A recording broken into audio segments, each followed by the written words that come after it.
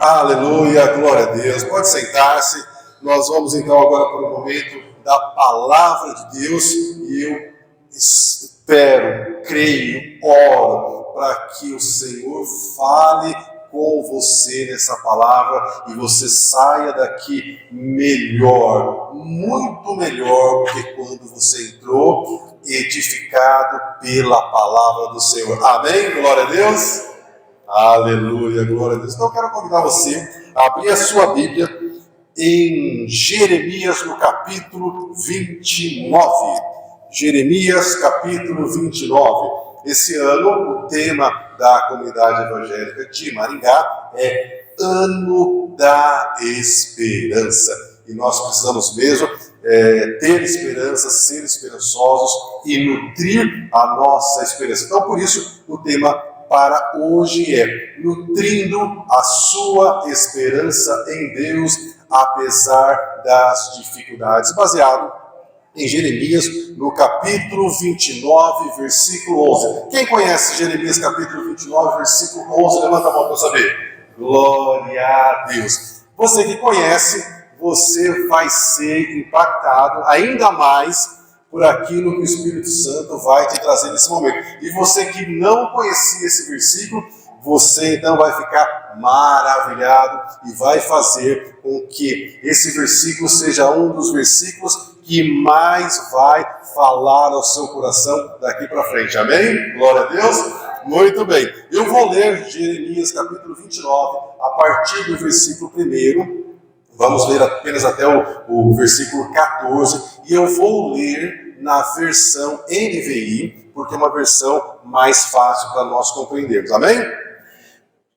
Jeremias capítulo 29, versículo 1, diz o seguinte: este é o conteúdo da carta. Então, a primeira coisa que nós precisamos ter em mente que esse capítulo 29 é uma carta que o profeta Jeremias escreveu. E ele escreveu para quem? Ele vai explicar.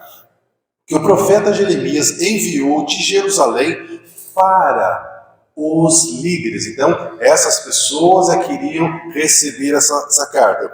O profeta Jeremias enviou de Jerusalém para os líderes que estavam exilados. O que é que significa exilado? Exilado, deportado, tem mais ou menos o mesmo sentido. É quando alguém é obrigado a sair do país que ele está e ele é levado para outro país. A gente vê muito isso na televisão, quando as pessoas vão, por exemplo, para os Estados Unidos e não têm visto, querem entrar de maneira ilegal, e eles então anunciam: olha, fulano foi deportado dos Estados Unidos.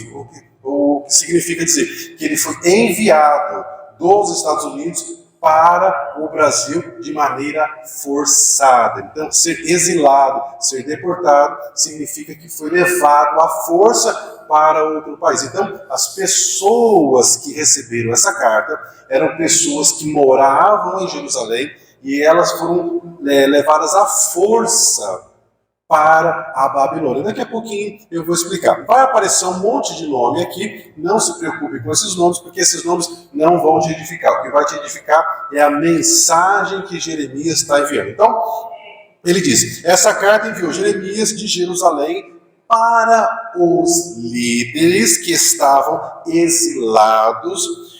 Também estavam exilados os sacerdotes, também estavam exilados os profetas e todo o povo que Nabucodonosor de Jerusalém tinha enviado, tinha deportado para a Babilônia. Nabucodonosor, ele se tornou um imperador e ele então lutou contra Jerusalém e por conta disso que ele levou essas pessoas todas para a Babilônia, que era o local onde esse imperador chamado Nabucodonosor morava na Babilônia, que fica onde hoje nós conhecemos como Iraque, para você se situar. Amém?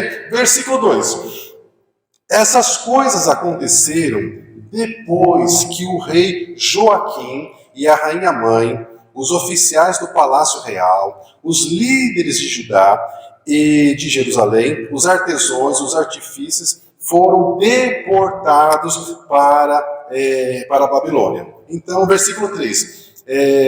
Jeremias enviou essa carta por intermédio de Eleazar, filho de Safã, e Gemarias, filho de Euquias, os quais Zedequias, rei de Judá, mandou a Nabucodonosor, rei da Babilônia. Então aqui Jeremias só está dizendo como é que a carta foi enviada, porque naquela época, evidentemente, não existia correio, muito menos e-mail, muito menos WhatsApp. Amém? Glória a Deus. Então agora, o profeta Jeremias vai falar sobre o conteúdo da carta que ele enviou para essas pessoas que moravam em Jerusalém e foram deportadas à força para a Babilônia. Amém? Então, versículo 4 diz o seguinte, Jeremias reproduzindo aquilo que ele ouviu do Senhor, que era para ele dizer para o povo através dessa carta. Assim diz o Senhor dos Exércitos, o Deus de Israel, para todos vocês que foram exilados, que foram deportados de Jerusalém para a Babilônia. Versículo 5. Olha o conteúdo da carta. Construam casas e habitem nelas e morem nessas casas. Plantem nesse lugar em que vocês estão na Babilônia e comam dos seus frutos. Versículo 6. Casem-se, tenham filhos e filhas, escolham mulheres para casar-se com seus filhos e deem as suas filhas em casamento para que também eles tenham filhos e filhas, e que vocês multipliquem-se e que vocês não diminuam. Resumindo, o que o Senhor está dizendo aqui é: prosperem no lugar em que vocês estão. Versículo 7. Busquem a prosperidade da cidade para a qual vocês foram deportados. Vejam, eles foram levados de maneira forçada para a Babilônia, e no versículo 7 o Senhor está dizendo para eles que era para eles buscar a prosperidade da cidade para a qual eles tinham sido levados. E o Senhor diz mais: e orem em favor dessa cidade, porque, olha o segredo aqui, porque a prosperidade de vocês depende da prosperidade da Babilônia. Versículo 8. Porque assim diz o Senhor dos Exércitos, o Deus de Israel: não deixe que os profetas e adivinhos que há no meio de vocês os enganem. Existiam muitos falsos profetas no meio do povo de Deus, e falsos profetas também foram levados para a Babilônia. Então, Jeremias está advertindo o povo de Deus que está recebendo essa carta para que eles não sejam enganados por esses falsos profetas, e daqui a pouco vocês vão ver ao longo da mensagem que, de fato, esses falsos profetas tentaram atrapalhar os planos de Deus para o seu povo. E ele continua dizendo: não deem atenção aos sonhos que vocês encorajam esses falsos profetas a ter. Ou seja, esses falsos profetas estavam dizendo aquilo que o povo queria ouvir. Sabe aquela famosa frase, me engana que eu gosto? É mais ou menos isso aqui que está acontecendo. Versículo 9. Esses falsos profetas estão profetizando mentiras em meu nome, diz o Senhor. Eu não os enviei. Versículo 10. Mas assim diz o Senhor: quando se completarem, observe o tempo, quando se completar os 70 anos, quantos anos? 70 anos, não são 70 dias, não são 70 semanas, não são 70 meses, são 70 anos que o Senhor está dizendo que o povo iria ficar cativo na Babilônia. Então ele diz: quando se completarem os 70 anos da Babilônia, eu cumprirei a minha promessa. Deus dizendo: eu sei que eu tenho uma promessa para vocês e eu vou cumprir essa promessa, mas essa promessa vai se cumprir no devido tempo. Então ele diz: eu cumprirei a minha promessa em favor de vocês de trazê-los de volta para esse lugar. Então o Senhor está dizendo que quando completasse os 70 anos para a Babilônia, então o Senhor iria permitir que o povo dele voltasse da Babilônia para Jerusalém para o reino de Judá. Versículo 11, agora então vem o famoso versículo: porque sou eu, o Senhor, que conheço os planos que tenho para você. Vou repetir: assim diz o Senhor, sou eu, somente eu, mais ninguém é que sei, que conheço os planos que tenho para você. Planos de fazer você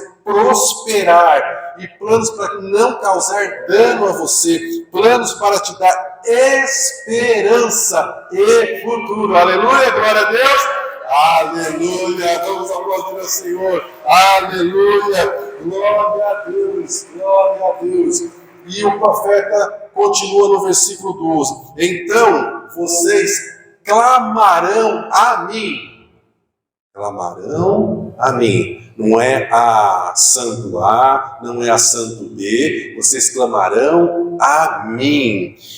E eu, o Senhor, ouvirei vocês. Versículo 13. Vocês me procurarão e me acharão quando vocês me procurarem de todo o seu coração. Veja que tem uma condição. Nós temos que procurar o Senhor de todo o nosso coração. Versículo 14. Eu me deixarei ser encontrado por vocês, declara o Senhor, e os trarei de volta do cativeiro.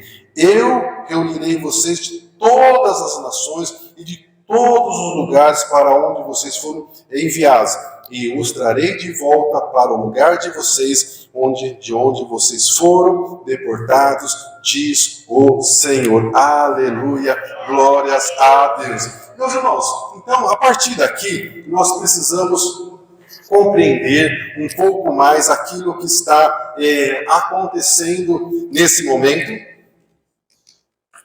para que nós possamos compreender o quanto essa palavra de Jeremias foi uma palavra de esperança, de ânimo, de encorajamento, mas ao mesmo tempo trouxe para muitos daqueles que leram essa carta uma tristeza muito grande. Então, nós vamos começar com um pouquinho de estudo bíblico, que isso é bom, que reforça o seu conhecimento no Senhor, e depois então nós vamos para a aplicação prática dessa carta para a sua vida. Amém?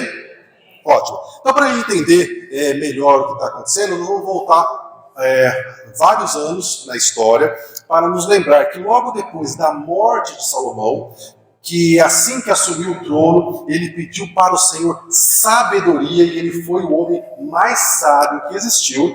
Esse Salomão, ele reinou como reinou Davi, como reinou Saul, sobre as 12 tribos de Israel. Infelizmente, quando esse Salomão, o homem mais sábio do mundo, morre, o filho dele, ao invés de buscar o Senhor e pedir também sabedoria, ele erra justamente por falta de sabedoria, logo que ele se senta no trono. E ele perde o controle das tribos de Israel, o povo fica revoltado com ele, e eles racham o país. Então, das 12 tribos, eles criam dois países. Então, a maior parte vai ser formada por 10 tribos, e eles vão ficar com o nome de Israel. E as duas tribos que sobram é a tribo de Judá e a tribo de Benjamim. A tribo de Benjamim era uma tribo muito pequenininha, mas é lá que está o templo de Salomão. Então, eles definiram que esse país, com apenas duas tribos, iria se chamar, então, Reino de Judá.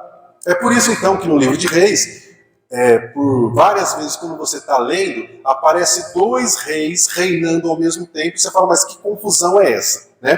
Porque agora são 2 países diferentes. Então, essas 10 tribos, elas vão ter uma capital, que vai ser a Samaria, que daí vem a questão dos samaritanos, e eles vão ter 19 reis, eles vão viver aproximadamente esse reino, esse país de Israel, também chamado como Reino do Norte, eles vão viver aproximadamente 200 anos. Depois de 200 anos, exatamente no ano 722 a.C., existe um império chamado Império da Assíria, que vai e destrói a tribo de Israel, o país de Israel, o reino de Israel.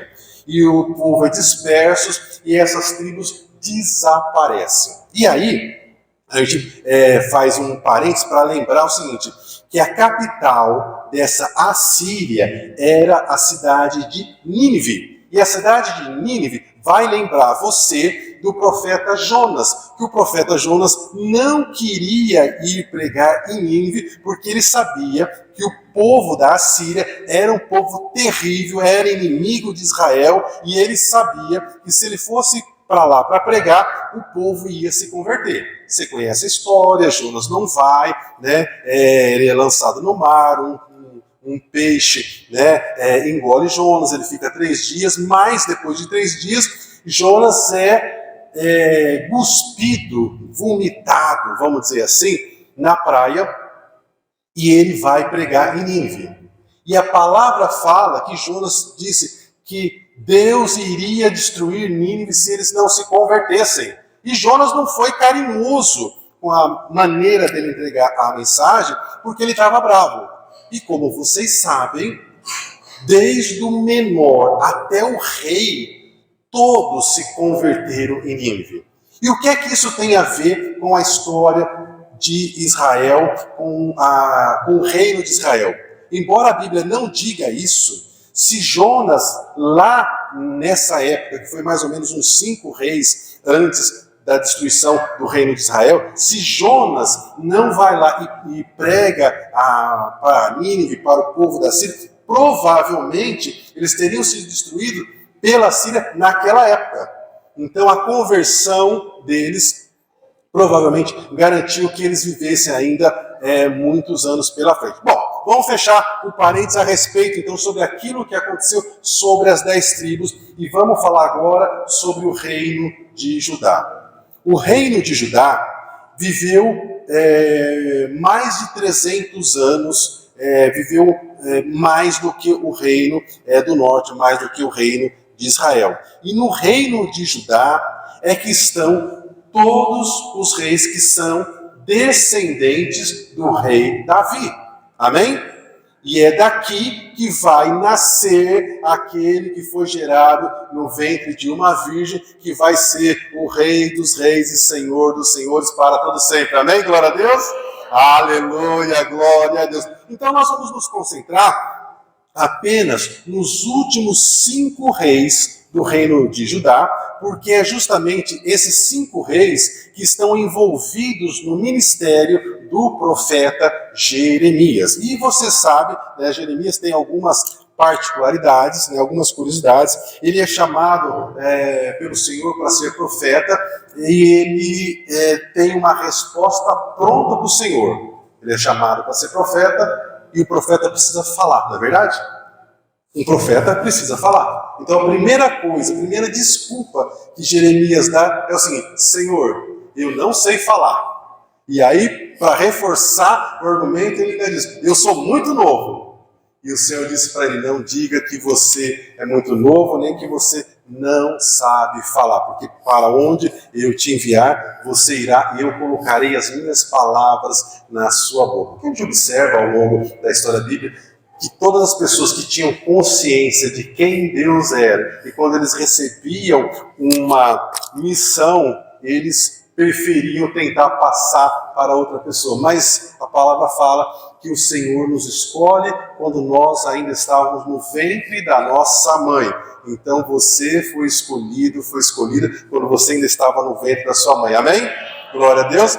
Muito bem. Outra curiosidade sobre Jeremias é que está no capítulo 16, versículo 2, o Senhor disse para ele: Jeremias, não se case nem tenha filhos. Então, se você é solteiro, solteira, não se casou, não tenha filhos, saiba que junto com você tem muitas pessoas nessa mesma situação. E o profeta Jeremias, ele começou o seu ministério aproximadamente 60 anos depois da morte do profeta Isaías. E ele foi contemporâneo do profeta Abacuque, de Sofonias, de Ezequiel, Daniel e outros que a gente vai ver ao longo da história. Então, o profeta Jeremias começa o seu ministério na época do rei Josias. Então agora todos os reis que eu vou falar são reis de Judá, reis que são descendentes de Davi. E o rei Josias, ele foi um dos poucos reis ao longo dos 19 reis que o reino de Judá tem, mais uma rainha. O rei Josias foi um dos poucos que buscou o Senhor, que serviu ao Senhor, que procurou agradar ao Senhor. E por conta disso, ele teve um reinado longo. Ele reinou durante 31 anos. Mas, um belo dia, ele foi fazer guerra contra o faraó do Egito, e ele perde a guerra, ele é morto nessa guerra. Era o faraó Neco. Então, toda vez que um país ia em guerra contra outro país, funcionava assim. O país que perdia, ele se tornava um país subordinado, um país vassalo do país que venceu.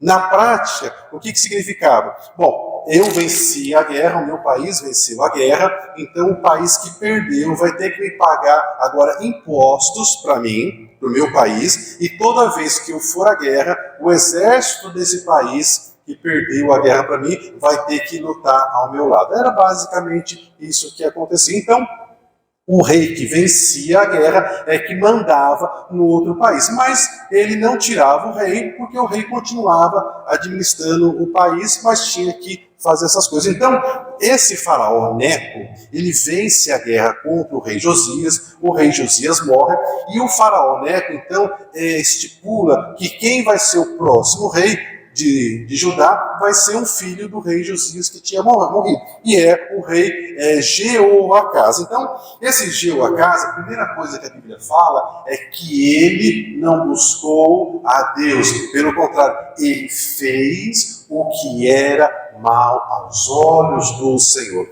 E isso você precisa guardar, porque todo rei que não buscou o Senhor e que fez o que era mal aos olhos do Senhor, eles não prosperaram, não tiveram paz e morreram de maneira cruel. Então, esse rei Jeoacás, ele não buscou o Senhor, ele fez o que era mal aos olhos de Deus, e ele era uma pessoa tão ruim, mas tão ruim, que ele ficou apenas 3 meses como rei. Quantos meses ele ficou? 3 meses. E o próprio faraó Neco falou: vou tirar esse sujeito do reino, porque ele é muito ruim. E ele pega então o rei Jeoacás e leva para o Egito, e deixa ele preso lá no Egito. Então ele pega um outro filho do rei Josias, que vai ser o rei Jeoaquim, e estipula então que ele vai pagar os tributos para o Egito, que só para vocês terem uma noção, né, de como que isso era representativo, ele mandou o Jeoaquim pagar 3,5 toneladas de prata e 35 quilos de ouro. Dá para resolver a vida, não? Né? Enfim, né? O Joaquim, evidentemente, vai pagar isso, e ele continua, então, reinando sobre Judá, mas debaixo da supervisão do faraó Neco, que é o faraó lá do Egito. E os anos vão passando, esse Joaquim, ele vai reinar durante 11 anos, mas por volta do 8º ano do reinado de Joaquim, as mudanças começam a acontecer no mundo. Então a Assíria, que era a maior potência militar na época, ela vai perdendo fôlego, e o rei da Babilônia começa a conquistar muitos países, se transforma num império, ele vence a Síria, ele vence o Egito, e evidentemente esse imperador da Babilônia, esse Nabucodonosor, que era o rei da Babilônia,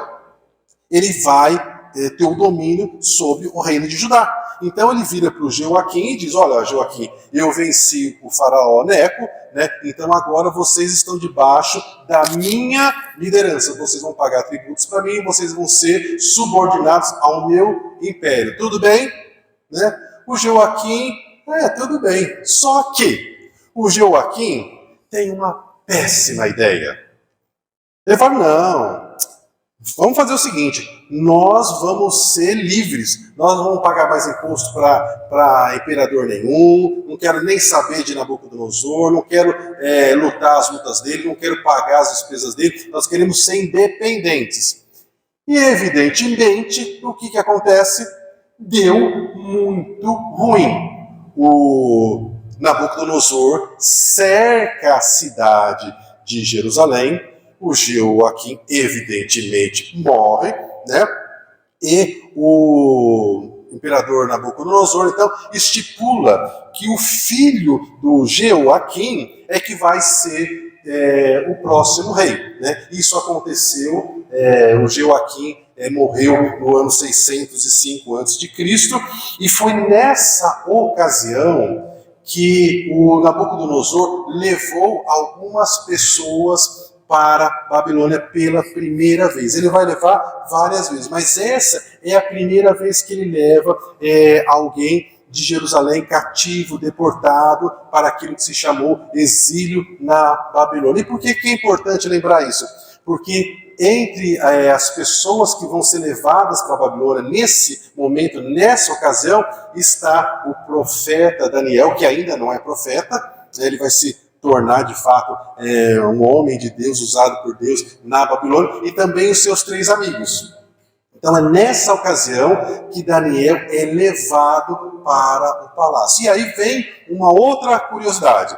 Era uma prática comum os reis, quando venciam uma guerra, pegar as pessoas mais inteligentes do país que ele venceu para levar essas pessoas para trabalhar no palácio dele nas questões que poderiam ajudar ao país dele a desenvolver e a crescer. Então, foi exatamente isso que o Nabucodonosor fez. Ele pegou Daniel, seus 3 amigos e mais um outro grupo de pessoas e levou para o palácio dele para que eles trabalhassem lá. Mas eles são homens. Como homens, eles poderiam se envolver com as princesas, poderiam ter um envolvimento com a própria esposa do Nabucodonosor. Então, o que é que todos os reis faziam? Eles mandavam castrar esses homens. Então, embora a Bíblia não diga que isso aconteceu com Daniel, todas as evidências apontam que ele passou por essa situação, e a gente tem, por exemplo, uma evidência quando Daniel é jogado na cova dos leões. Naquela ocasião, quando alguém era jogado na cova dos leões, era jogado não somente a pessoa, mas toda a família dela. E aí você observa que Daniel foi apenas Daniel que foi jogado na cova dos leões, porque ele não se casou, não teve esposa, não teve filhos. E depois, quando ele é retirado da cova dos leões, aquelas pessoas que tinham feito a calúnia contra Daniel, todos eles foram jogados com as suas famílias dentro da cova dos leões. Então é muito possível que Daniel tenha passado por isso. Daí vem a palavra eunuco. E aí a gente vê que lá em Daniel ele fala que quando ele chegou na Babilônia, ele ficou sob a responsabilidade do eunuco-chefe. Então faz um pouco de sentido, mas isso não acrescenta em nada a nossa fé, só vai aumentar a nossa admiração pelo Daniel quando você conhecer Daniel no céu e for conversar com ele e ele te contar isso com mais detalhes, amém? Você sabe que você vai conhecer o Daniel, né? Aleluia! Glória a Deus, aleluia. Muito bem, meus irmãos. Então, o que acontece? O Jeoaquim teve essa péssima notícia, ele não consegue resistir ao exército do Nabucodonosor, ele morre, Daniel, seus amigos e mais um outro grupo é levado para lá. E depois, então, de um tempo, o filho desse Jeoaquim, que tem um nome parecido com o pai, chamado Joaquim, é colocado como o novo rei do reino de Judá. E aí, de novo, ao invés dele aprender com a história, os professores de histórias gostam dessa parte, aprendam com a história. Em vez desse novo rei, o Joaquim, aprender com a história, aprender com os parentes deles, ele não faz isso. Lembrando que todos esses reis são descendentes do rei Davi, são descendentes de Salomão. Em vez de buscar Deus como buscou Davi, em vez de pedir sabedoria como pediu Salomão, eles não fizeram isso. Então, o Joaquim começa a reinar, ele não busca ao Senhor. E para piorar, a Bíblia diz que ele fez o que era mal aos olhos do Senhor. O que acontece? Ele repete o mesmo feito do tio dele, Joacás. Ele consegue ficar tão somente 3 meses como rei, e o Nabucodonosor vai lá e fala: não, você não tem condições. E aí o Joaquim se entrega, ele já, pelo menos isso ele tinha aprendido, e ele então vai para a Babilônia como um prisioneiro do rei. Então, nessa altura do campeonato, passa-se mais uns anos, só que já que o Nabucodonosor tinha ido para a Babilônia, tinha tido gastos em deslocar o seu exército, ele não deixa isso barato. Ele pega as coisas do templo de Salomão, que você sabe que tinha as peças de ouro, as peças de prata, de bronze, e ele então decide, dessa vez, levar um grande número de pessoas cativas para a Babilônia. Então isso aconteceu no ano 597 a.C., está registrado em 2 Reis, no capítulo 24, e ele diz que ele levou todas as pessoas que eram qualquer tipo de líder que existia, os soldados, ele levou os artesãos e até os ferreiros. Então ele levou um grupo enorme de Jerusalém para morar na Babilônia. Então, é nessa ocasião, nessa segunda vez que Nabucodonosor leva as pessoas para a Babilônia, que ele vai levar também Ezequiel, que vai se transformar mais tarde no profeta Ezequiel. Então, nesse momento,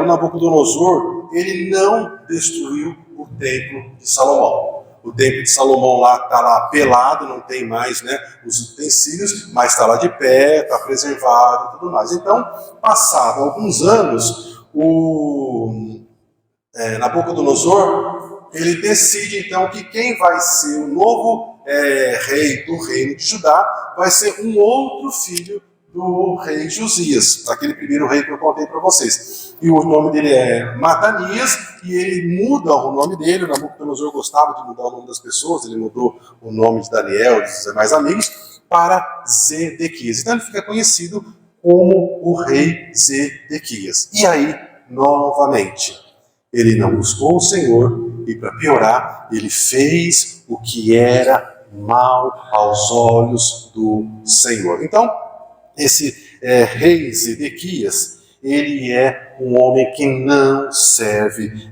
ao Senhor. E ele, então, ele consegue reinar durante 11 anos. Mas, num determinado momento do reinado dele, ele recebe o profeta Jeremias. Porque todos esses reis que passaram, meus irmãos, eles foram orientados, exortados, advertidos pelo profeta Jeremias, que eles deveriam buscar o Senhor, que eles deveriam servir a Deus para o bem deles e para o bem da família deles e para o bem da nação. Mas, tirando o rei Josias, todos os demais, eles desprezaram os conselhos do profeta Jeremias. Então, para esse rei Zedequias, que vai ser o último rei do reino de Judá, depois eles nunca mais vão ter um rei, um certo dia, o Senhor fala para Jeremias: Jeremias, vai até o rei Zedequias, chama o rei, chama os sacerdotes, os profetas, e você pega uma canga de boi. Lembra da canga de boi? Também chamado sob jugo, Então, Deus falou para ele: você vai pegar um jugo daquele, você vai colocar no seu próprio pescoço, você vai se apresentar para o rei Zedequias, para os profetas, para os líderes, com essa canga, e você vai dizer o seguinte: a nação que colocar o seu pescoço sob o jugo do rei da Babilônia, essa nação vai viver. Mas as nações que não se submeterem à autoridade de Nabucodonosor, essas nações vão perecer, as pessoas vão morrer. E o Senhor mandou o Jeremias falar isso não somente para o rei Zedequias, mas também para os reis dos outros países. Imagine então você o que aconteceu. o povo ouviu essa mensagem de Jeremias e eles não gostaram. Eles ficaram bravos. Imagina, como é que você vai profetizar que nós vamos ficar subordinados, sem liberdade, ao rei de uma outra nação? E Jeremias fala, vocês são um povo de coração duro, vocês não servem a Deus, vocês são idólatras, vocês falam que é mal, e vocês querem só as bênçãos de Deus.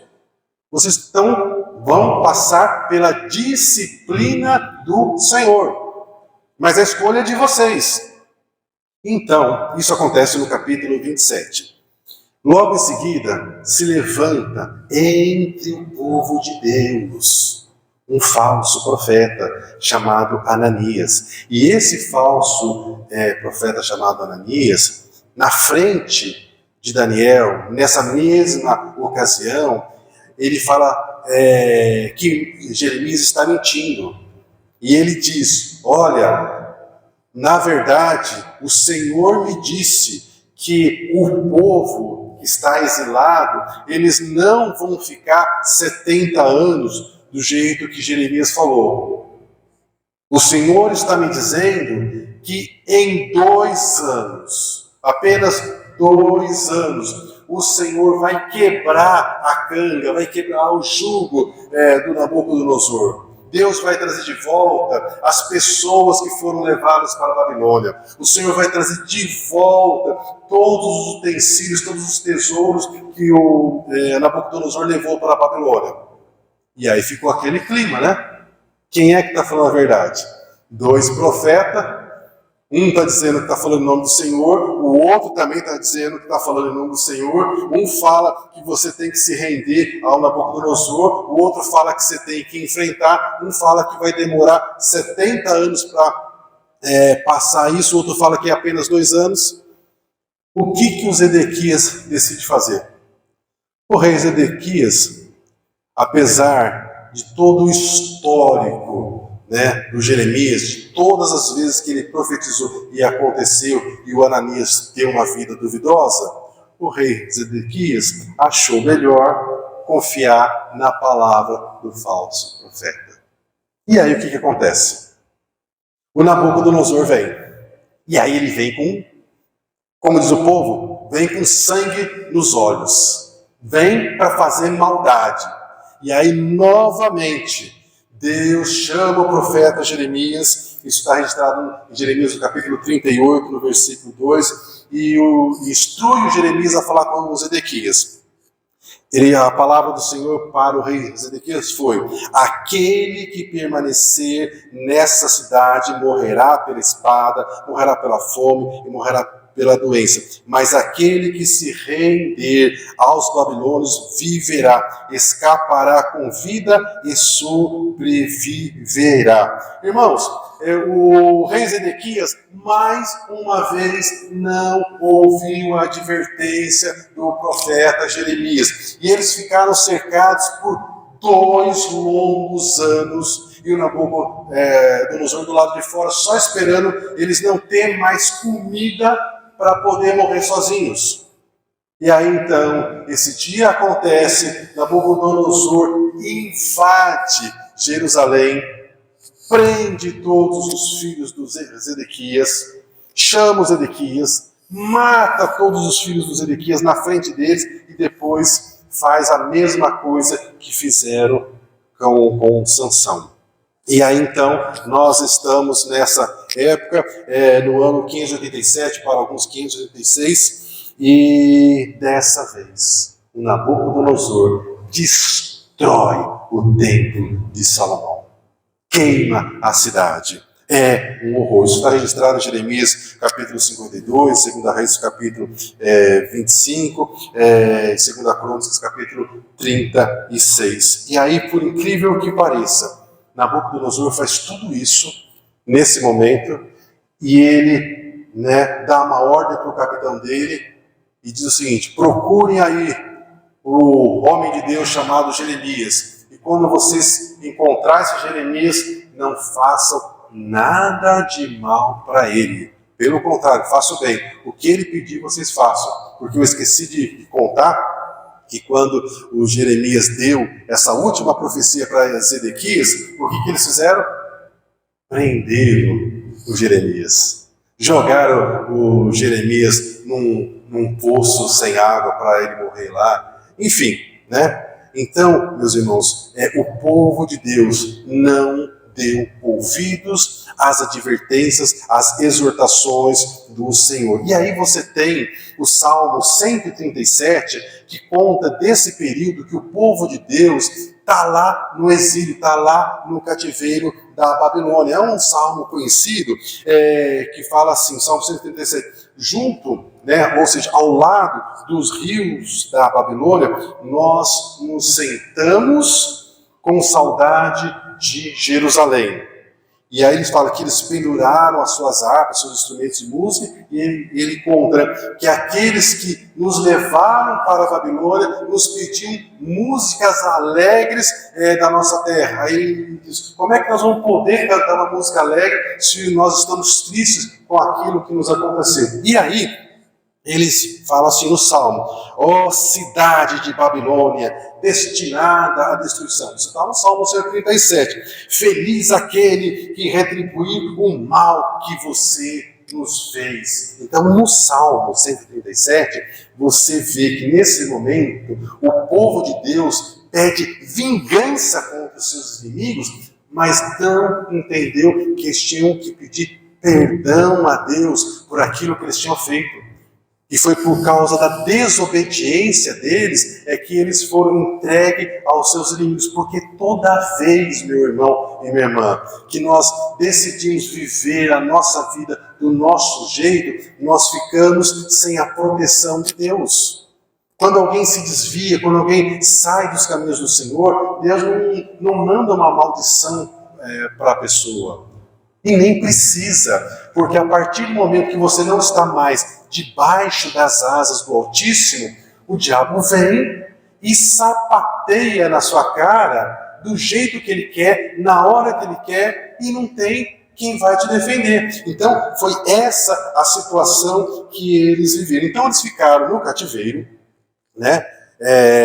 Durante longos anos, porque a profecia dizia que o tempo da Babilônia eram de 70 anos, e aí eles entendem com muita dificuldade que foi de fato uma disciplina do Senhor, aquilo que eles estavam vendo. E aí então, como eles não têm mais o tempo para adorar o Senhor, é que eles criam as sinagogas, as tão famosas sinagogas que a gente vai ver nos evangelhos no tempo de Jesus. E eles também nunca mais vão adorar outros deuses, como era o caso de todos os reis que eu contei para vocês aqui, com exceção do rei Josias. E aí eles vão até para um outro extremo, eles se tornam tão religiosos que eles acabam perdendo novamente a essência daquilo que é o amor de Deus, que foi algo que Jesus demonstrou durante o ministério deles, né? Então isso é algo que está muito vivo para nós. Então,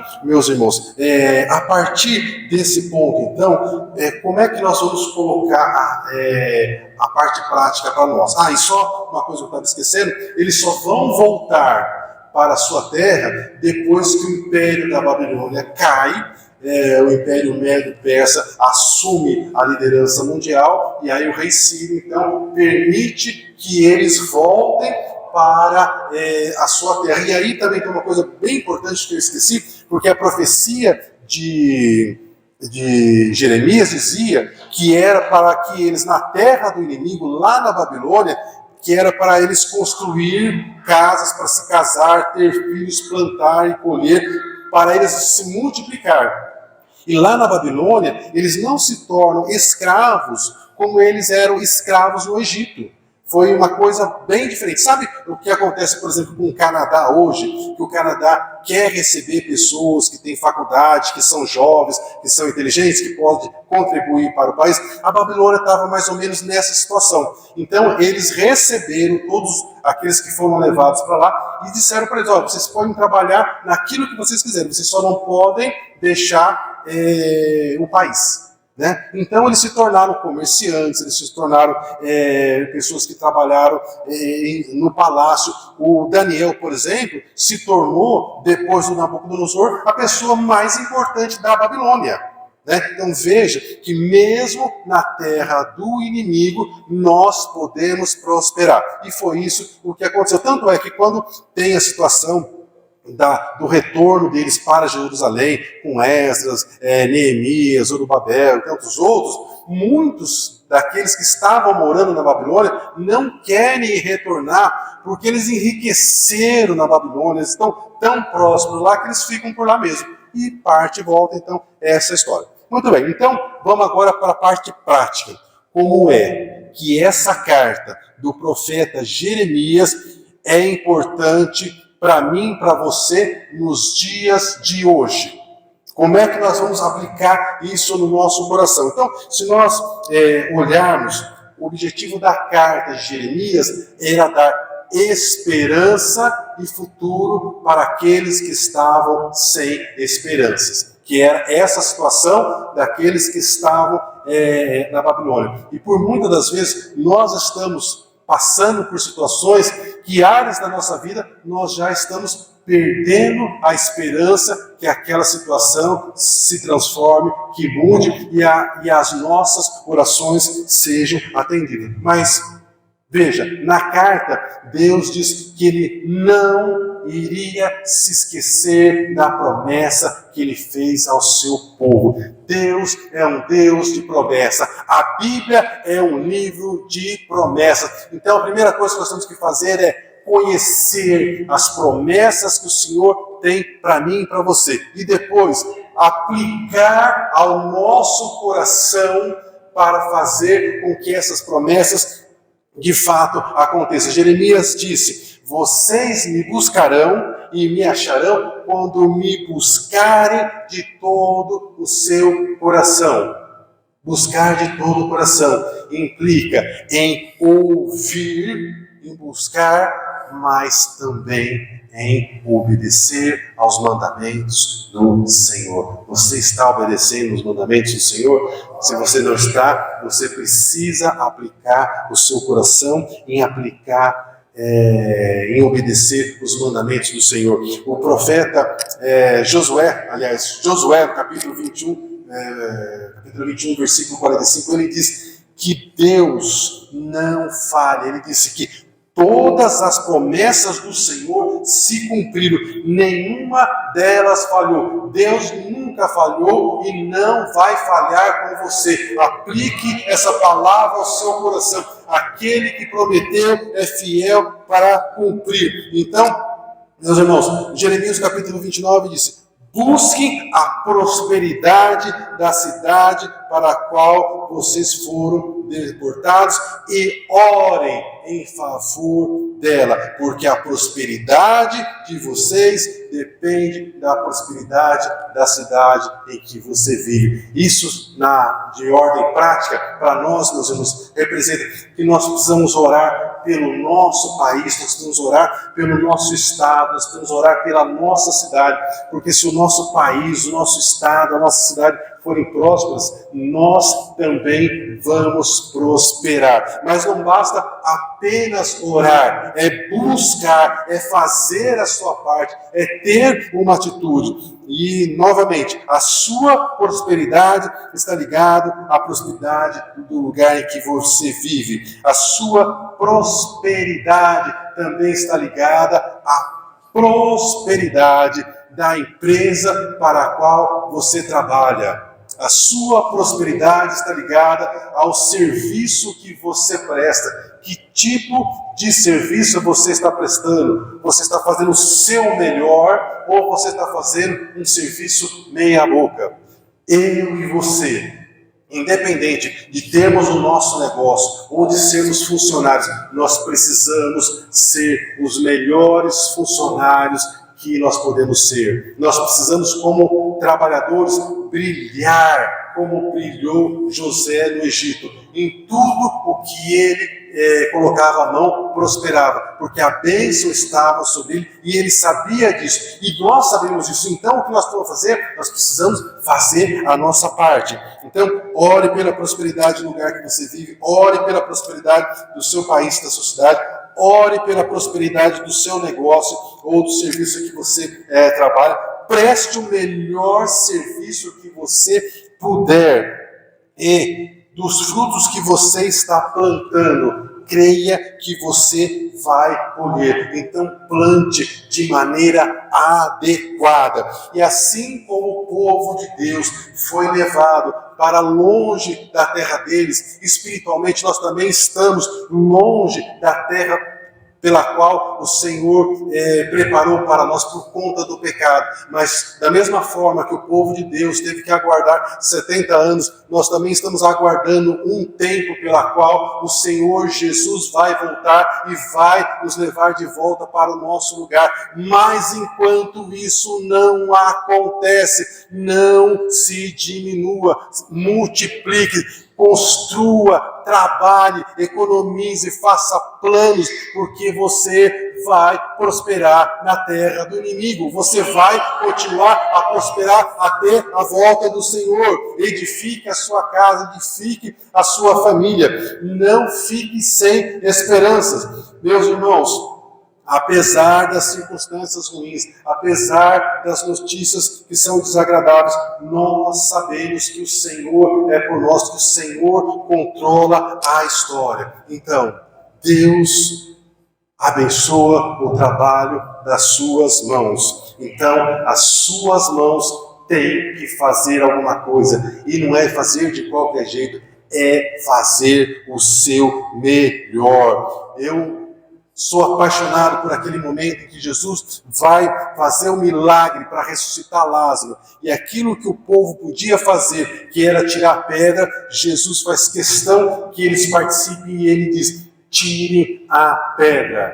E se eles não tiram a pedra, provavelmente Lázaro nunca teria ressuscitado. Então, qual é a pedra que eu e você precisamos mover para nós começarmos a ver o agir de Deus na nossa vida, para começar a ver os milagres do Senhor na nossa vida? Será que de repente você tem que pedir perdão para alguém? Será que você tem que liberar perdão para alguém? Será que você tem que voltar a conversar com alguém?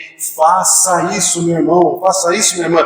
Não deixe que isso se torne uma pedra, que vai se tornar uma pedra de tropeço para você receber aquilo que você está esperando do Senhor. As promessas do Senhor nunca falham, porque fiel é aquele que prometeu. Nós precisamos crer que será salvo nós e a nossa casa. Mas enquanto essa salvação não chega para as pessoas pela qual nós estamos orando, nós vamos continuar servindo ao Senhor, trazendo à nossa memória aquilo que nos dá esperança, declarando que no fim nós veremos a diferença entre aqueles que servem a Deus e aqueles que não servem. Então, continue nutrindo a sua fé em Deus, apesar das circunstâncias ruins. Continue nutrindo a sua esperança no Senhor. Amém? Aleluia. Quero convidar então os irmãos do louvor para retornarem, para nós termos mais um louvor. Quero convidar também você para ficar em pé, para nós louvarmos juntos ao Senhor. E na sequência então nós vamos orar para que o Espírito Santo faça com que essa palavra ela crie no nosso coração uma convicção que nós não estamos sozinhos e que o Senhor está cuidando de nós, apesar de todas as lutas, apesar de todas as dificuldades, apesar de todas as notícias ruins que nós ouvimos todos os dias. Amém?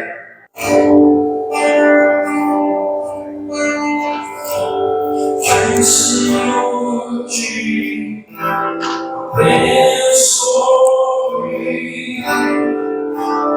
faça melhor seu consumo conceda. Aleluia, Senhor. Te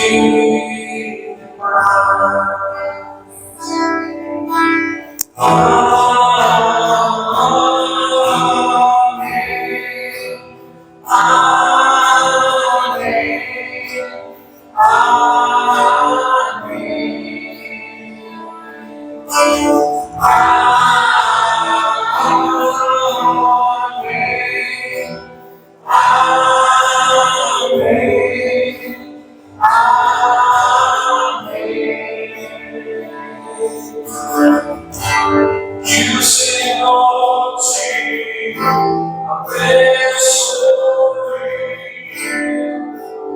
faça brilhar seu rosto em ti, conceda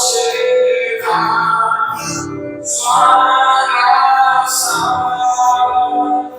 cheia de paz.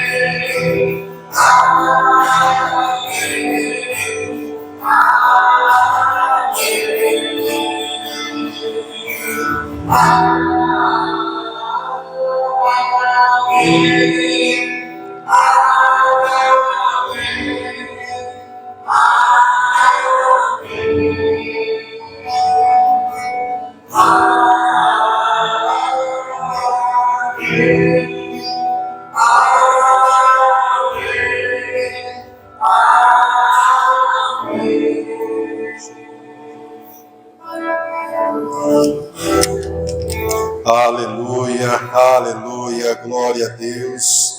Oh Senhor, como é bom estar na Tua presença, como é bom sentir que o Senhor está no nosso meio.